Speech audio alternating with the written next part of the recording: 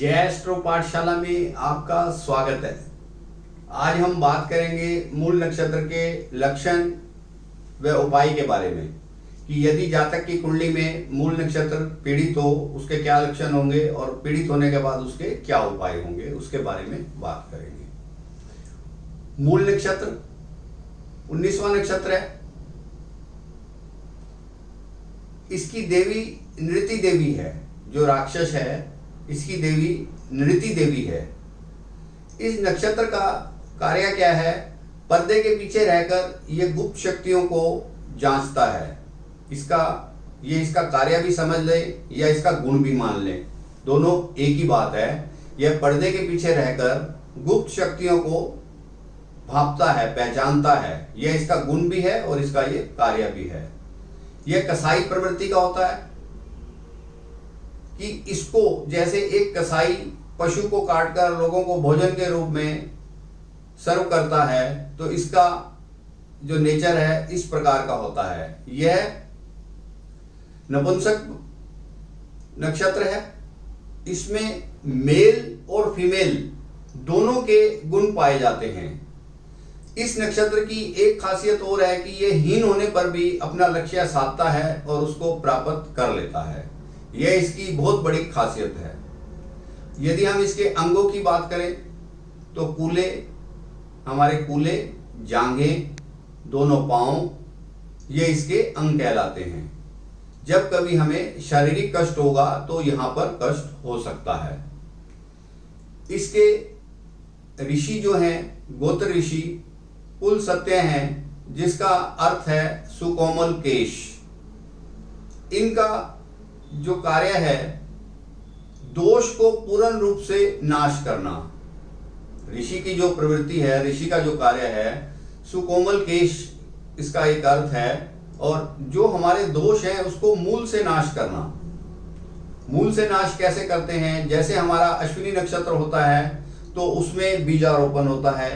उसके बाद हमारा मघा नक्षत्र होता है दूसरा केतु का, उसके अंदर बीज की पुष्टि होती है। उसके बाद जब तीसरा मूल नक्षत्र आया तो यह जड़ है। यह नक्षत्र जड़ है। अगर केतु के तीनों नक्षत्र की बात एक बार कर लें तो पहला जो हुआ अश्विन वो बीज हुआ, बीजारोपण हुआ। दूसरा पुष्ट हुआ कि वो बड़ा हो रहा है धीरे धीरे। और तीसरा मूल हुआ जो उसकी जड़ें नीचे घुस चुकी हैं, उसको जकड़ चुका है। तो ये इस नक्षत्र का कार्य यह है कि उसको मूल को नाश करना, दोषों के मूल को नाश करना। ये राक्षस प्रवृत्ति का है, तमोगुणी है। बाय हुक और क्रुक कुछ भी कर सकता है। इसको अपने लक्ष्य साधना है, यह कुछ भी कर सकता है उसके लिए। अधोमुखी नक्षत्र है, गर्त की चीजों को खोज लेता है। जो मूल जड़ है उस वहां तक पहुंच जाता है। और तीक्ष्ण नक्षत्र भी है। ये स्वभाव में तीक्ष्ण नक्षत्र भी है। इसकी संज्ञा जो तीक्ष्ण नक्षत्र में कहलाती है। और इस नक्षत्र के जो जातक होते हैं जिनका चंद्र नक्षत्र मूल है, ये गड्डांत में तो है ही, उसके अलावा इनमें एक चुंबकीय शक्ति होती है जिससे कि ये भीड़ में अलग नजर आते हैं। जैसे हम समझ सकते हैं रावण, कंस, इनमें इनकी पर्सनैलिटी में एक चुंबकीय शक्ति थी। भीड़ में अलग से नजर आते थे और कर्मठ थे। ये सब चीजें इनमें थी। लेकिन ओवर कॉन्फिडेंस, जो हमारी ऊर्जा है, ऊर्जा ज्यादा होने की वजह से जातक ओवर कॉन्फिडेंस हो जाता है। इस वजह से उसको दोष लगता है और उसको नुकसान होना शुरू हो जाता है। यदि ये हमारा चंद्र नक्षत्र पीड़ित हो तो हमें अंगों में परेशानी हो सकती है, या हम किसी चीज पर एडामेंट हो जाएंगे कि किसी की बात मानेंगे नहीं, अपनी बात को सच्चा मानेंगे और उसमें लग जाएंगे। उसकी पुष्टि करेंगे कि मेरी ही बात सही है और दूसरे की बात सुनेंगे नहीं। सुनने की प्रवृत्ति खत्म हो जाती है। बस उस दोष के पीछे लग जाते हैं कि मैं हूं, मैं हूं, मैं हूं। इसकी अगर ऐसी प्रवृत्ति किसी जातक में आती है तो समझो वह अंत के पास है या परेशानियों में घिरने वाला है। तो ऐसी स्थिति में हमें इस नक्षत्र की पूजा कर लेनी चाहिए। इसका पूजा का जो मास है ज्येष्ठ मास है। पूजा का जो इसका मास है ज्येष्ठ मास है और उसके उत्तरार्ध में इसकी पूजा की जाती है।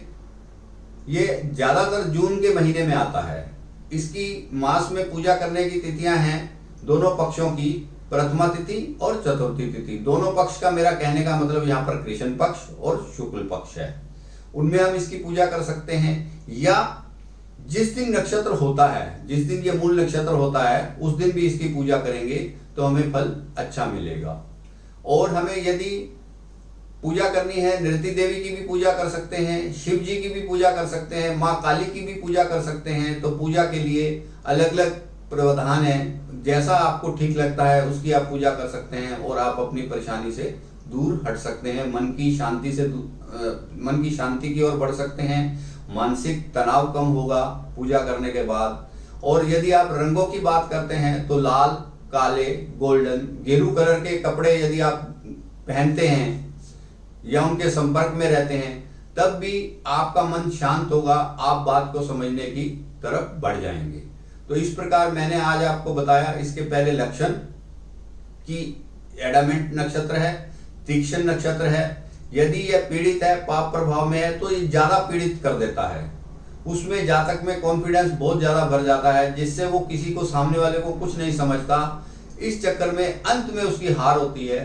तो हमें, जब हमारा नक्षत्र यह पीड़ित हो, तो हमें बहुत आराम से इसकी पाठ पूजा कर लेनी चाहिए और अपने मानसिक तनाव को कम कर लेना चाहिए। आज मैंने आपको मूल नक्षत्र के बारे में बताया। अगले वीडियो में बात करेंगे पूर्वाषाढ़ा नक्षत्र के बारे में। यदि यह वीडियो आपको अच्छा लगा हो तो आप इसे शेयर करें, लाइक करें और मेरे चैनल को भी सब्सक्राइब करें, जिससे कि मेरा आने वाला वीडियो सीधा आपको मिलता रहे।